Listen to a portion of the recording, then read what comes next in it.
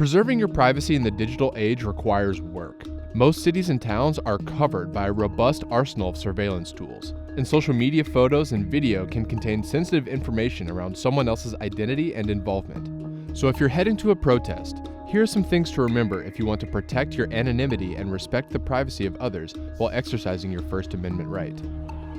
You need to make one key decision: whether to bring your phone.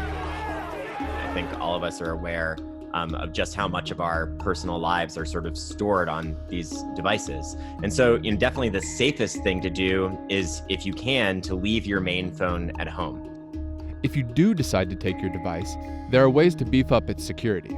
On an iPhone, your phone is likely encrypted by default if you've set a passcode. On an Android, you actually need to go in and turn on full disk encryption in your settings. If you do that, that means that as long as you have a long and strong password on your phone, it will be incredibly difficult, or in some cases, potentially even impossible, for a law enforcement agency to open that phone and gain access to all the information on it. There's a number of reasons why thumbprints and Face ID are less secure, including just that, a cop could hold your phone up to your face and unlock it, or push your thumbprint into it. Next, think about how you will get to the protest. You want to turn all location services off on your phone before you head to a protest, because that is another way that you can be tracked. If you drive, assume your license plate will be scanned and logged by an automatic license plate reader. They can be found mounted on poles or police cruisers, and they capture and log every license plate that passes. At the protest, you could be tracked or identified in a number of ways. Many police departments use cell site simulators, often called stingray devices or crossbows, which mimic cell phone towers and trick your phone into connecting to it and sending the information there in addition to a real cell phone tower. So essentially, this allows them to intercept and collect SMS text messages within a certain area. Keeping your phone off or on airplane mode will limit what it connects to. The easiest way to protect yourself from this is to use an end-to-end encrypted messaging app. I recommend Signal. It is a free open source encrypted messaging app. And if you are messaging your friends or family or loved ones on Signal, it is almost impossible for law enforcement to intercept that. Users can set Signal messages to disappear after they're seen or within a few hours or days.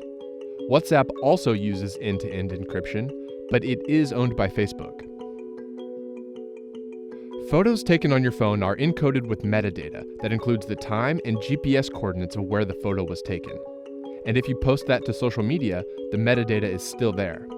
Now, when people start posting photos en masse, there are thousands or tens of thousands or hundreds of thousands of photos from protests being posted.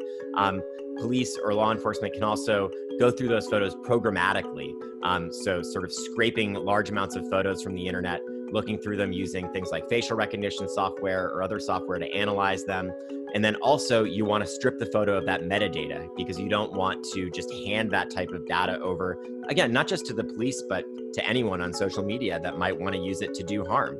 And so an easy way to do that is just to throw the photo onto your desktop and take a screenshot of it, and then post the screenshot instead of the original photo. That effectively strips that where and when metadata from the photo and makes it harder to be abused for mass surveillance purposes. Tools such as Image Scrubber will blur the faces in any photo you want to post to social media, which will prevent law enforcement from using facial recognition software to identify anyone. So consider that many cities are essentially covered in CCTV cameras.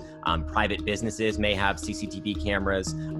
Amazon has partnered with more than 1,000 police departments to essentially allow police to request footage from Ring camera devices that people put on their front doors.